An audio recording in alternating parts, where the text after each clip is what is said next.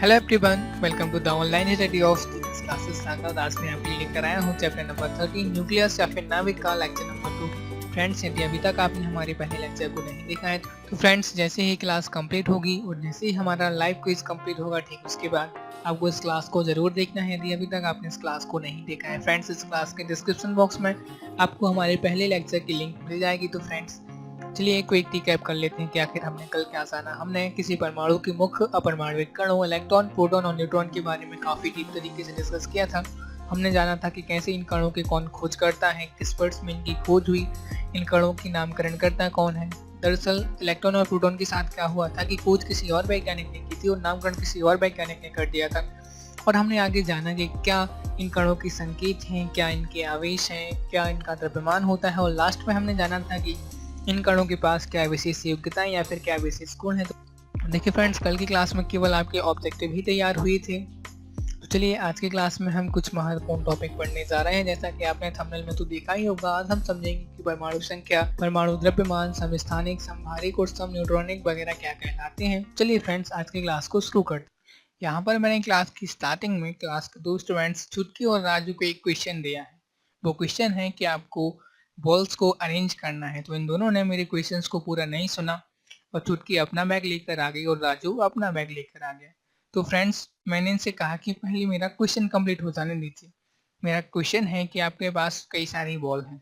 पहली ball football है, दूसरी क्रिकेट की बॉल है, तीसरी बास्केटबॉल है, टेनिस की बॉल है और आपके पास गोल्फ की बॉल है। तो फ्रेंड्स इन सारी बॉल्स को आपको एक ही स्थान पर अरेंज करना है। तो फ्रेंड्स जैसे इन स्टूडेंट्स ने मेरा क्वेश्चन ध्यान से नहीं सुना है, शायद आप भी ऐसा ही करते हैं, लेकिन मैं आपसे कह रहा हूँ कि यदि कोई भी क्वेश्चन आपके सामने आता है तो आपको उस क्वेश्चन को काफी अच्छी तरीके से समझना होता है, क्योंकि कई बार क्या होता है कि उसी क्वेश्चन में उसका आंसर छुपा हुआ होता है। तो फ्रेंड्स मैंने इनसे कह दिया कि भाई इन सारी बॉल्स को केवल एक ही स्थान पे अरेंज करना है। तो कुछ समय तक इन स्टूडेंट्स ने, राजू ने और छुटकी ने आपस में डिस्कशन किया और फिर मुझे बताया कि सर हमें एक बुक सेल्फ या फिर रैक की आवश्यकता होगी। जी हाँ, मैंने प्रोवाइड करा दिया। जब मैंने बॉल्स को प्रोवाइड करा दिया तो रैक क्या बात है भाई, उन्होंने बोला कि आप मुझे रैक प्रोवाइड करा दीजिए, तो मैंने उनके लिए एक रैक प्रोवाइड करा दिया। तो उन दोनों ने क्या किया, तो राजू और छुटकी ने क्या किया कि सारे बॉक्स को एक यूनिक नंबर्स दे दिए। उन्होंने पहले बक्से को दे दिया नंबर 1, दूसरे बक्से को दे दिया उन्होंने नंबर 2, तीसरे बक्से को नंबर 3 और ऐसे ही उन्होंने 5 बक्सों को 5 नंबर दे दिए, क्योंकि मैंने उनके लिए 5 बॉल्स दिए थे।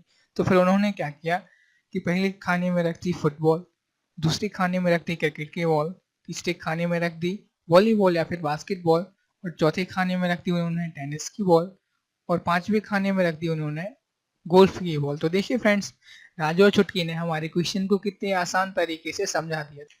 देखिए फ्रेंड्स, राजू और छुटकी ने जो हमारे लिए सॉल्यूशन दिया है वो कैसे कारगर है। देखिए इन्होंने सारे बॉल्स को एक अच्छी क्रम में अरेंज कर लिया है। जैसे मान लीजिए इनके पास कोई स्टूडेंट आया और उसने कहा कि भाई राजू मुझे टेनिस की बॉल चाहिए, मुझे क्रिकेट खेलना है। तो इन्होंने तो पहले ही रखा है कि भाई पहले खाने में फुटबॉल रखी है, दूसरे खाने में क्रिकेट की बॉल रखी है। तो राजू या फिर छुटकी तुरंत जाएगी और चौथे खाने में से टेनिस की बॉल निकाल के उस पर्टिकुलर स्टूडेंट को दे देगी कि भाई लीजिए, आपने टेनिस की बॉल मंगाई थी, मैंने आपके लिए टेनिस की बॉल दे दी।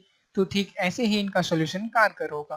फ्रेंड्स यहाँ पर राजू और छुटकी ने जो हमारी प्रॉब्लम का सोल्यूशन दिया है, ठीक यही सोल्यूशन सन 1910 में सर हेनरिक मोजले ने दिया था। सर हेनरिक मोजले ने क्या किया कि सभी तत्वों को उनके परमाणु क्रमांक में व्यवस्थित कर दिया और सर हेनरिक मोजले को आवर्त सारणी को व्यवस्थित करने में काफी याद भी किया जाता है, क्योंकि इन्होंने ही किसी आवर्त सारणी को उसके समस्त तत्वों को परमाणु क्रमांक के आधार पर व्यवस्थित किया था। हालांकि आवर्त सारणी के विषय में एक और महान वैज्ञानिक सर दिमित्री मेंडलीव का नाम भी चलता है, जिन्होंने आवर्त सारणी में तत्वों को उनके द्रव्यमान के आधार पर व्यवस्थित किया था। तो फ्रेंड्स यहाँ पर एक नया कॉन्सेप्ट राइज होता है, एक नया टॉपिक राइज होता है, वो होता है कि आखिर परमाणु क्रमांक कहलाता क्या है। देखिए फ्रेंड्स, सर हेनरिक मोजले ने प्रत्येक तत्व को एक यूनिक परमाणु क्रमांक देकर उन्हें व्यवस्थित करने का प्रयास किया था। इस कारण से उन्होंने पहले से लेके 118वें तत्व तक दोनों के बीच एक यूनिक डिफरेंस क्रिएट कर दिया था कि भाई प्रत्येक तत्व अपने एक विशेष अभिलाक्षणिक गुणों के लिए उत्तरदायी है, क्योंकि उसका परमाणु क्रमांक भिन्न होता है। तो चलिए फ्रेंड्स, अब हम समझ लेते हैं कि आखिर परमाणु क्रमांक कहलाता क्या है। हमें मालूम चल गया है कि सन 1910 में सर हेनरिक मोजले या फिर मोजले ने आवर्त सारणी को व्यवस्थित करने के लिए सभी तत्वों को एक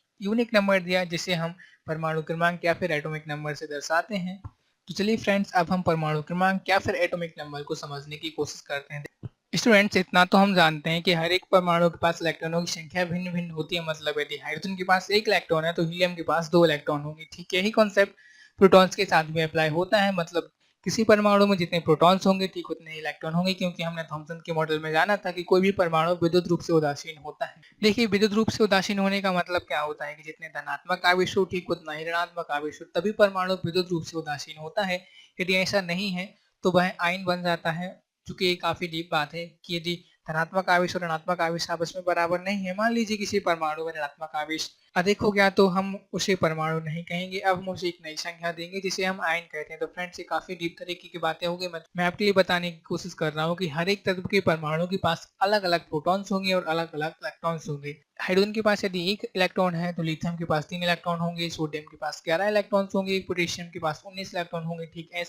ठीक ऐसे ही आपके पहले तत्व से लेकर आखिरी तत्व तक प्रत्येक तत्व के परमाणु के पास इलेक्ट्रॉनों की संख्या और प्रोटॉनों की संख्या यूनिक होगी। तो चलिए फ्रेंड्स, अब आगे बढ़ते हैं। स्टूडेंट्स, इन सब को समझने के बाद अब हम अपने मेन टॉपिक की ओर आगे बढ़ते हैं, जो कि है परमाणु संख्या, जिसे हम इंग्लिश में कहते हैं एटॉमिक नंबर। तो फ्रेंड्स, किसी परमाणु में उपस्थित प्रोटॉनों की संख्या ही उसका परमाणु क्रमांक कहलाती है। जी हाँ फ्रेंड्स, यदि किसी परमाणु के पास मान लीजिए n इलेक्ट्रॉन है, n प्रोटॉन है, तो उसका परमाणु क्रमांक n होगा। यदि हम हाइड्रोजन की बात करें तो हाइड्रोजन के पास केवल एक ही प्रोटॉन होता है, तो हम कहेंगे कि उसका परमाणु क्रमांक 1 होगा। 1910 में सर हेनरिक मोजली ने परमाणु क्रमांक की अवधारणा दी थी। हाँ फ्रेंड्स, अभी थोड़ी देर पहले हमने जाना था कि 1910 में सर हेनरिक मोजले ही ऐसे पहले साइंटिस्ट थे, ऐसे वैज्ञानिक थे जिन्होंने बता दिया कि भाई परमाणु क्रमांक नाम की भी कोई चीज होती है। किसी भी परमाणु में जितने भी प्रोटॉन्स होंगे ठीक उसको हमने आज से परमाणु क्रमांक कह दिया। तो परमाणु क्रमांक की अवधारणा 1910 में मोजले द्वारा दी गई थी। देखिए फ्रेंड्स, ये सब एडवांस लेवल की बातें हैं जो आपको एवरेज स्टूडेंट से उन स्टूडेंट से अलग बनाते हैं जो केवल एग्जाम के मद्देनजर पढ़ रहे हैं, लेकिन आपको नॉलेज की मद्देनजर पढ़ना है। तो ये सब बातें आपको एक यूनिक आइडेंटिफिकेशन देती हैं कि भाई आपको पता होना चाहिए। आपको पता होगा कि परमाणु संख्या की अवधारणा हेनरिक मोजले ने दी थी। हाँ, हेनरिक मोजले ने आवर्त सारणी भी दी थी। उन्होंने आवर्त सारणी में सभी 118 तत्वों को उनके परमाणु क्रमांक में भी व्यवस्थित किया था। तो फ्रेंड्स, ये सब वो बातें हैं जो आपके लिए एक एवरेज स्टूडेंट से एक एडवांस स्टूडेंट बनाते हैं। चलिए फ्रेंड्स, आगे बढ़ते हैं। इसे जेड द्वारा दर्शाया जाता है। जी हाँ, परमाणु संख्या को कैपिटल जेड द्वारा दर्शाया जाता है। फिर एटॉमिक नंबर को हम कैपिटल जेड से दर्शाते हैं। अगला पॉइंट है कि तत्वों की भौतिक व रासायनिक गुण उनके परमाणु क्रमांक के आवर्ती फलन होते हैं। हाँ भाई यार, इस लाइन को तो हम बहुत छोटी क्लास से पढ़ते आ रहे हैं। जब हमने पहली बार सर हेनरिक मोजली की आवर्त सारणी को समझा था, अगर हम सामान्य शब्दों में कहते हैं कि हमने मोजली की आवर्त सारणी को समझा था, तो उसमें हम पहली लाइन यही लिखते थे कि तत्वों के भौतिक व रासायनिक गुण उनके परमाणु क्रमांक के आवर्ती फलन होते हैं। तो ठीक, तो यहाँ पर मोजली ने बता दिया कि तत्वों के भौतिक और रासायनिक गुण परमाणु क्रमांक के आवर्ती फलन होते हैं। मतलब तत्वों के जो भौतिक और रासायनिक गुण होंगे वो उनके परमाणु क्रमांक से सीधा संबंध रखते हैं। देखिए फ्रेंड्स, अब हम समझ लेते हैं कि आखिर हम परमाणु संख्या फिर एटॉमिक नंबर को दर्शाते कैसे हैं। तो यदि हम बात करें हाइड्रोजन परमाणु की, तो फ्रेंड्स इतना तो हम जानते हैं कि किसी भी हाइड्रोजन परमाणु का सिंबल होता है वो होता है कैपिटल एच। हाँ फ्रेंड्स, किसी भी हाइड्रोजन परमाणु को हम कैपिटल एच से ही दर्शाते हैं। तो उसको जो हमें एटॉमिक नंबर दर्शाना होगा या फिर उसको जो हम एटॉमिक नंबर देंगे उसे हम सब स्क्रिप्ट में लिखते हैं। जी हाँ फ्रेंड्स, इसको हम सब स्क्रिप्ट में कुछ ऐसा लिखते हैं। कुछ ऐसा ही हम हाइड्रोजन परमाणु के परमाणु संख्या फिर परमाणु क्रमांक को दर्शाते हैं और परमाणु द्रव्यमान को हम ऊपर दर्शाते हैं। जैसा कि इस वक्त आप यहाँ पर देख पा रहे हैं कि हाइड्रोजन का परमाणु क्रमांक 1 होता है, तो हमने सब स्क्रिप्ट में यहाँ पर 1 लिखा हुआ है और सुपर स्क्रिप्ट में भी 1 लिखा हुआ है, क्योंकि हाइड्रोजन का परमाणु द्रव्यमान भी 1 होता है। अभी हम थोड़ी सी देर के बाद जानेंगे कि आखिर परमाणु द्रव्यमान क्या होता है। तो मैंने आपको यहाँ पर कंप्लीट बता दिया है कि भाई किसी भी तत्व के एटॉमिक नंबर को हम सुपर स्क्रिप्ट में ना लिखकर सब स्क्रिप्ट में लिखेंगे। मतलब यहाँ पर कुछ ऐसा, तो मैं आपके लिए बता दूं कि किसी भी परमाणु का परमाणु क्रमांक दर्शाने के लिए उसको हम सब स्क्रिप्ट में लिखते हैं, जैसा कि इस वक्त आप स्क्रीन पर देख पा रहे हैं, और परमाणु द्रव्यमान को हम सुपर स्क्रिप्ट में लिखते हैं। अभी थोड़ी सी देर के बाद हम जानेंगे कि आखिर परमाणु द्रव्यमान क्या कहलाता है। तो फ्रेंड्स, तब तक आपको यहाँ तक वेल डन होना चाहिए, यहाँ तक आपका थम्स अप होना चाहिए कि सर हम परमाणु क्रमांक समझ गए हैं कि आखिर परमाणु क्रमांक कहलाता क्या है। और किसी भी तत्व के परमाणु क्रमांक को उस तत्व के या फिर उस परमाणु के सिंबल के सबस्क्रिप्ट में या फिर नीचे, जैसा कि इस वक्त आप रेड कलर से मैंने आपके लिए लिखा हुआ है, ऐसा दर्शाते हैं। तो फ्रेंड्स, आपको यहाँ पर कोई भी कंफ्यूजन नहीं होनी चाहिए। चलिए फ्रेंड्स, अब बात कर लेते हैं कि आखिर परमाणु द्रव्यमान कहलाता क्या है।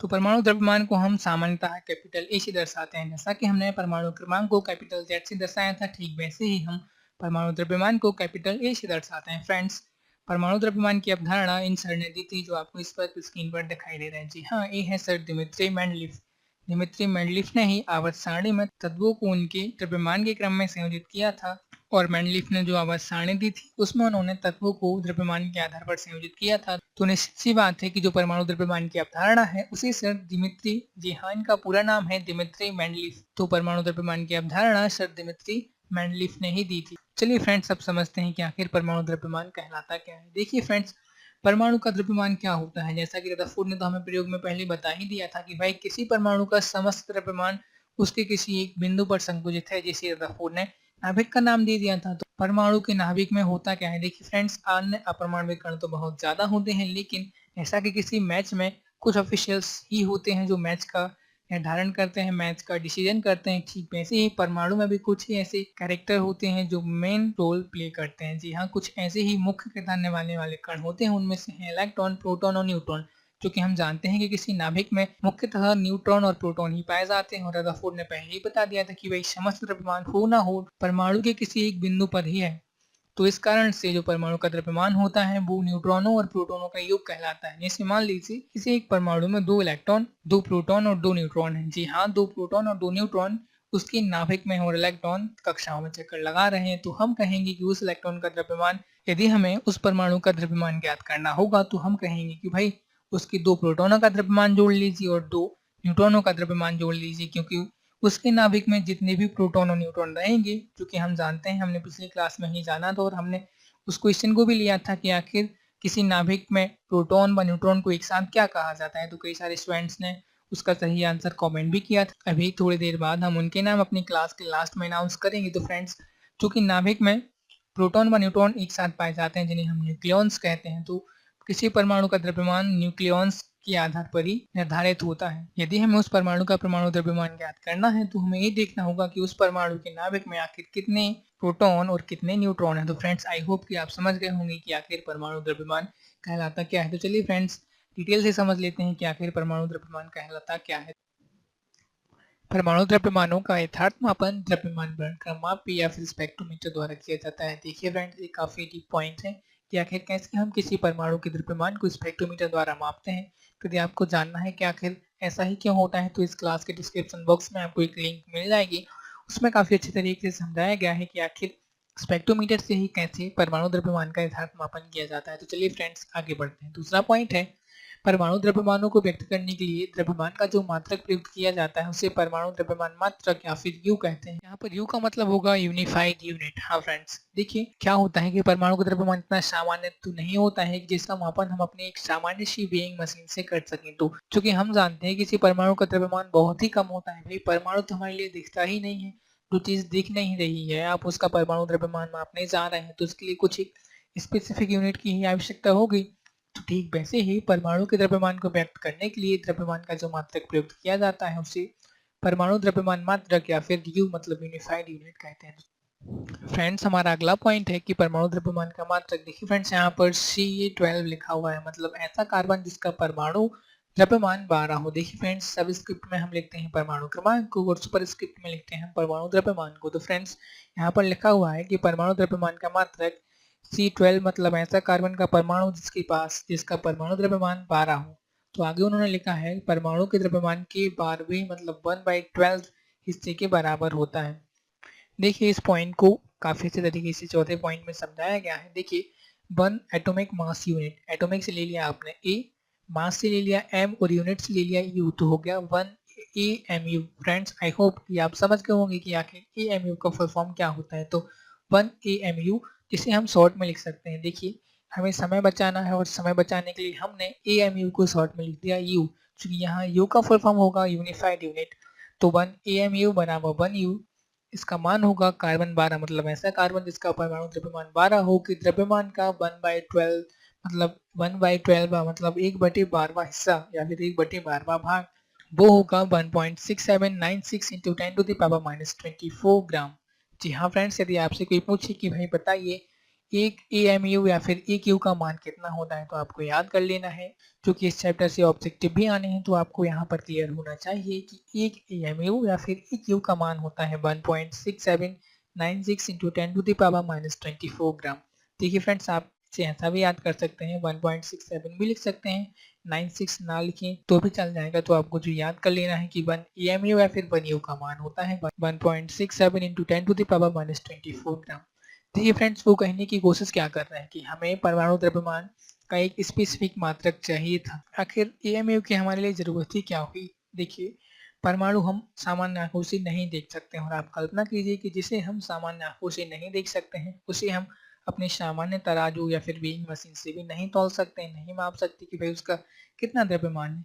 तो उसे मापने के लिए साइंटिस्टों ने क्या किया कि एक स्पेसिफिक यूनिट, एक विशिष्ट मात्रक बना लिया, उसका नाम है EMU। EMU का फुल फॉर्म है एटॉमिक मास यूनिट। तो एटॉमिक मास यूनिट क्या होती है?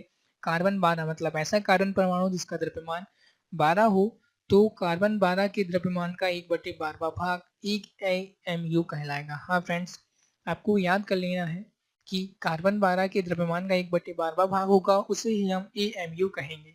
देखिए स्टूडेंट्स, अब कई स्टूडेंट्स के माइंड में एक क्वेश्चन उठेगा कि सर आखिर इन्होंने कार्बन 12 ही क्यों लिया, मतलब ऐसा कार्बन परमाणु ही क्यों लिया जिसका परमाणु द्रव्यमान 12 था। तो फ्रेंड्स, मैं आपके लिए बता दूं कि देखिए, हमारे चारों ओर ओवरऑल जो भी हमारे लिए चीज़ें दिखाई देती हैं उनमें मोस्टली कार्बन तो पाया ही जाता है। कार्बन की मात्रा हमारे एटमॉस्फेयर में बहुतायत में है।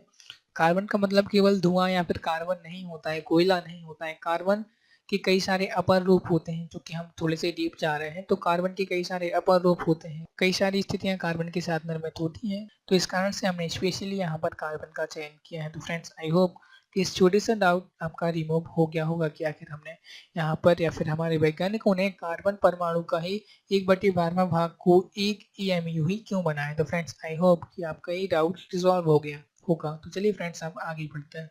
परमाणु का 99.94% द्रव्यमान उसके नाभिक में उपस्थित रहता है, जो कि उसमें उपस्थित न्यूट्रॉनों व प्रोटॉनों की संख्या न्यूक्लियनों के योग के बराबर होता है। हाँ फ्रेंड्स, अभी तो हमने क्लास के स्टार्टिंग में जाना कि किसी परमाणु का द्रव्यमान उसके नाभिक में होता है, और नाभिक में न्यूट्रॉन और प्रोटॉन होते हैं, उनको एक साथ हम न्यूक्लियन कहते हैं। तो हम कह सकते हैं कि न्यूक्लियनों की संख्या फिर न्यूक्लियनों का द्रव्यमान ही उस परमाणु का परमाणु द्रव्यमान कहलाता है। और कब 1911 में सर अर्नेस्ट रदरफोर्ड ने बता दिया था कि भाई क्या होगा कि किसी परमाणु का जो मोस्टली द्रव्यमान है वो किसी एक बिंदु पर, किसी एक पॉइंट पर संकेंद्रित है, एक पॉइंट पर सेंटर्ड है। तो आप, आई होप कि इस पॉइंट को आपको समझने में काफी समस्या नहीं हो रही होगी कि परमाणु का 99.94 मतलब मोस्टली द्रव्यमान उसके नाभिक में ही रहता है। फ्रेंड्स, हमारा अगला पॉइंट है कि परमाणु का 0.06% द्रव्यमान उसमें उपस्थित इलेक्ट्रॉनों के कारण होता है। देखिए फ्रेंड्स, कितनी छोटी संख्या है, 0.06%। तो किसी परमाणु के द्रव्यमान में उसके इलेक्ट्रॉन जो द्रव्यमान को निर्धारित करने के लिए अपना किरदार निभाते हैं, उसमें केवल उनका 0.06% भाग ही शामिल रहता है, क्योंकि इलेक्ट्रॉन विनिमय गति कर रहे होते हैं और कई सारे उनके साथ सिद्धांत वगैरह भी अप्लाई होते जाते हैं। तो मोस्टली आपको यहाँ पर याद क्या रखना है, यदि आप याद रख लें कि कितने प्रतिशत भाग नाभिक में होता है और कितने प्रतिशत भाग इलेक्ट्रॉनों के कारण परमाणु का द्रव्यमान निर्धारित करते हैं, यदि आप याद कर लें तो ठीक ही रहेगा। अन्यथा आपको इतना तो समझ में आ गया है कि भाई किसी परमाणु का जो मोस्टली द्रव्यमान होगा वो उसके नाभिक में ही होगा, और काफी कम द्रव्यमान उसके इलेक्ट्रॉनों के कारण होता है। यदि आप इन अंकों को याद रख सकें तो काफी बेहतर होगा। फ्रेंड्स, चलिए अगले पॉइंट की ओर बढ़ते हैं, जो कि है कि किसी परमाणु में न्यूक्लियनों की संख्या ही उसकी द्रव्यमान संख्या है, फिर परमाणु द्रव्यमान कहलाते हैं, जिसे हम कैपिटल ए से दर्शाते हैं। ठीक है फ्रेंड्स, यहाँ तक तो हमने काफी अच्छे तरीके से समझ लिया है। अब तो हम केवल एक क्विक समराइज कर रहे हैं कि आखिर परमाणु द्रव्यमान से संबंधित हम किन किन पॉइंट्स को समझ सकते हैं। अगला पॉइंट है कि परमाणु द्रव्यमान की अवधारणा मेंडलीफ द्वारा ही दी गई थी। जी हाँ फ्रेंड्स, परमाणु द्रव्यमान को समझाने के लिए सबसे पहले सर डिमित्री मेंडलीफ ही आए थे। इन्होंने अपनी एक पूरी आवर्त सारणी ही बना दी। उन्होंने कह दिया कि भाई मैंने एक अलग से आवर्त सारणी बना दी है, उसमें मैंने तत्वों को उनकी द्रव्यमान के आधार पर संयोजित कर दिया है। तो निश्चित तौर पर जो परमाणु द्रव्यमान की अवधारणा दी थी वो सर दिमित्री मेंडलीफ ने ही दी थी। तो फ्रेंड्स, यहाँ पर परमाणु के द्रव्यमान की कहानी होती है खत्म। आई होप कि आप समझ गए होंगे कि आखिर क्या परमाणु द्रव्यमान कहलाता है। यदि आपको इस परमाणु द्रव्यमान की 8 पॉइंट क्लियर हैं तो जल्दी से कमेंट बॉक्स में जाइए और यस टाइप कर दीजिए। Friends, I am waiting for your reply.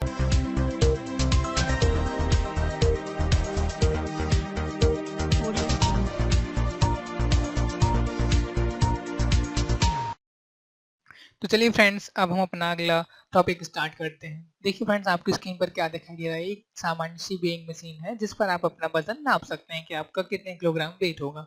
तो फ्रेंड्स, ये सर हैं राजू भैया। राजू भैया को जब हमने बोला कि भैया आप अपना वजन चेक कीजिए, तो इनका जो वजन आया वो आया 40 केजी। जैसा कि आप इस वक्त स्क्रीन पर देख सकते हैं कि राजू भैया का वजन 40 केजी आया। मैंने कहा कि राजू भैया आप साइड में हो जाइए। राजू भैया के एक जुड़वा दोस्त हैं, जुड़वा भाई हैं रामू भैया। रामू भैया का जब हमने किया कि भैया आप वेइंग मशीन पर आइए, हम आपका वेट चेक करें, तो रामू भैया का जो वेट आया, देखिए आप स्क्रीन पर इस वक्त देख पा रहे हैं कि इनका वेट 35 केजी आया।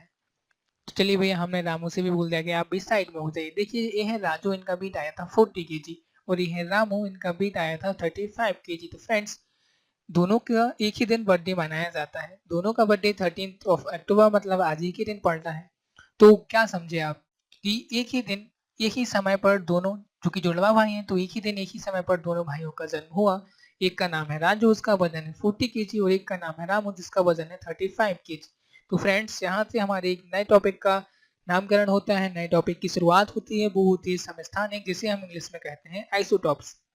फ्रेंड्स, आखिर समस्थानिक कहलाते क्या है? समस्थानिक ऐसे परमाणु होते हैं जिनके परमाणु क्रमांक समान होते हैं। देखिए फ्रेंड्स, यदि हम स्पेशली समस्थानिक की बात करें, तो समस्थानिक को जब हम, देखिए समाज तो आपने पढ़ी ही होंगी, चूंकि आप क्लास 12th के स्टूडेंट हैं, तो मैं तो आपसे एक्सेप्ट कर ही सकता हूँ। देखिए समस्थानिक, जब समस्थानिक को हम तोड़ेंगे तो समान है स्थान जिसके, हाँ यहाँ पर षष्ठी तत्पुरुष ही अप्लाई होगा, मतलब समस्थानिक में जो तत्पुरुष होगा वो षष्ठी तत्पुरुष होगा।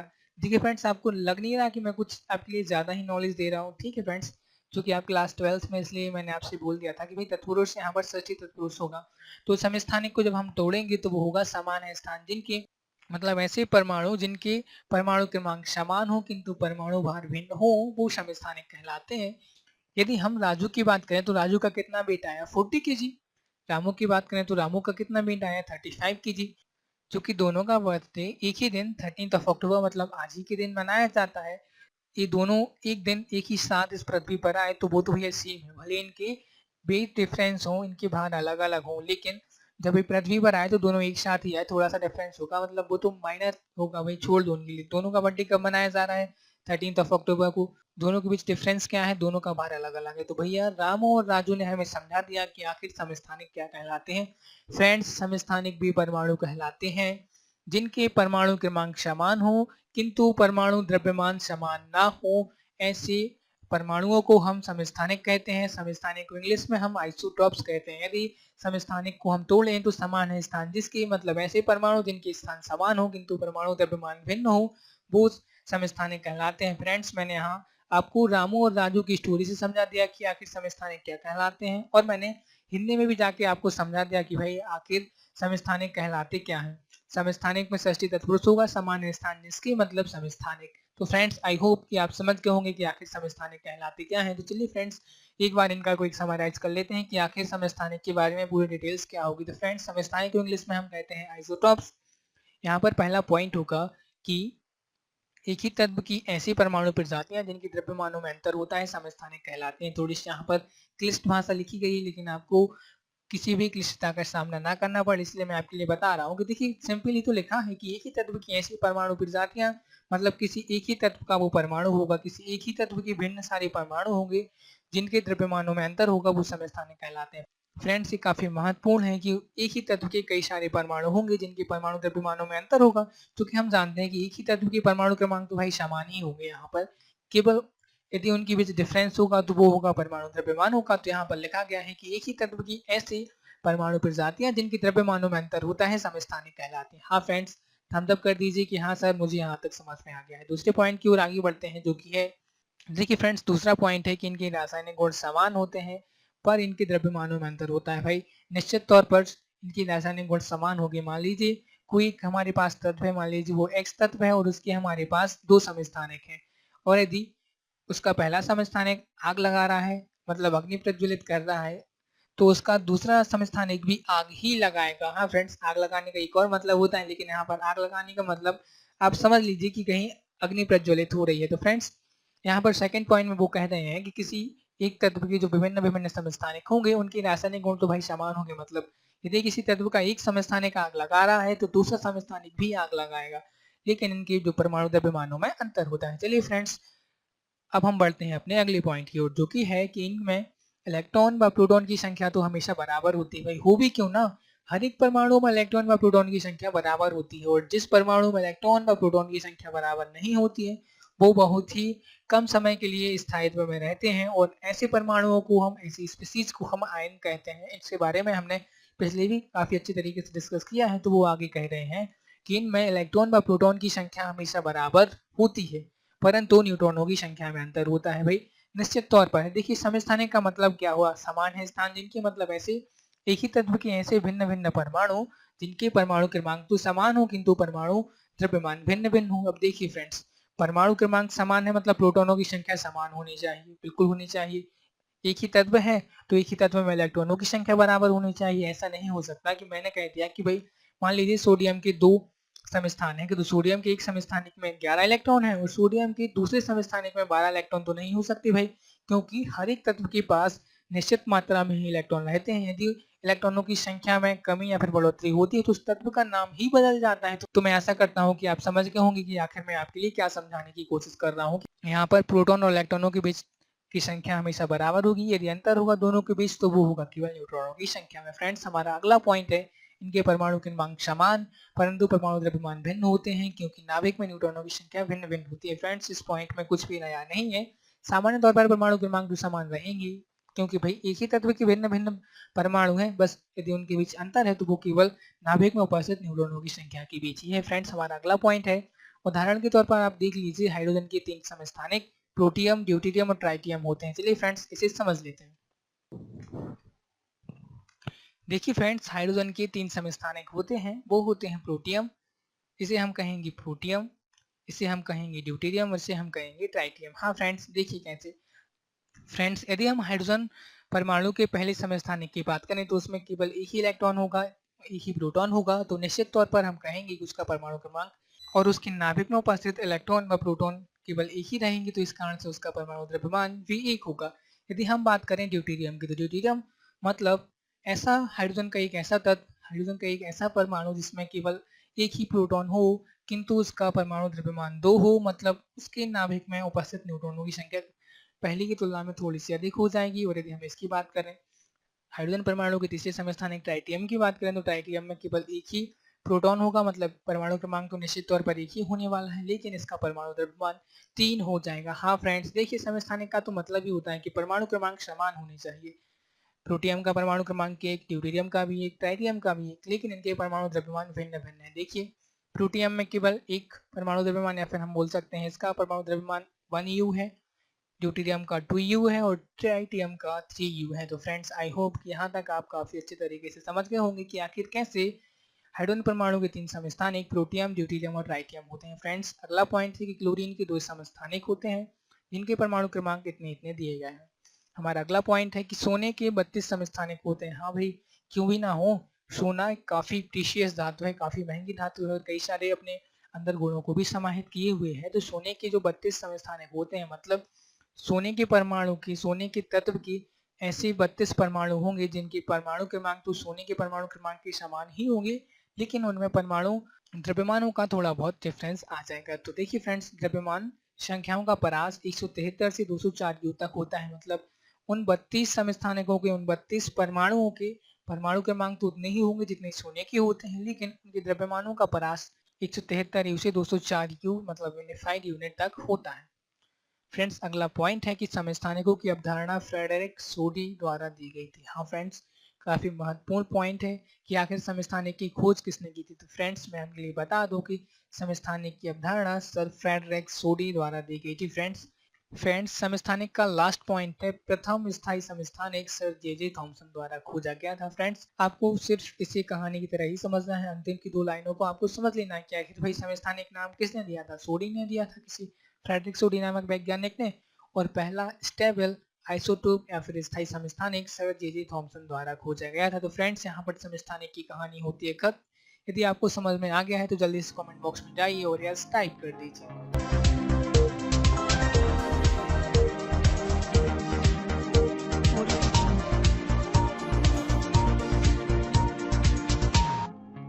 स्टूडेंट्स, मैंने आपसे कहा था कि जिन स्टूडेंट्स ने हमारी क्लास में सही आंसर कमेंट किए थे उनको मैं आज अपनी इस क्लास में नाम अनाउंस करने वाला हूं। तो फ्रेंड्स, रिंकी ठाकुर ने हमें बताया कि इलेक्ट्रॉन और प्रोटॉन में से भारी कण प्रोटॉन होता है। तो वेल डन रिंकी, कार्तिक चौधरी ने हमें लिए बताया कि आखिर न्यूट्रॉन व प्रोटॉन को एक साथ न्यूक्लियॉन कहा जाता है। इन स्टूडेंट्स की लिस्ट में शामिल है मिनी शाहू, सीजल चौरसिया। तो फ्रेंड्स, पढ़ाई करते रहें। All the very best.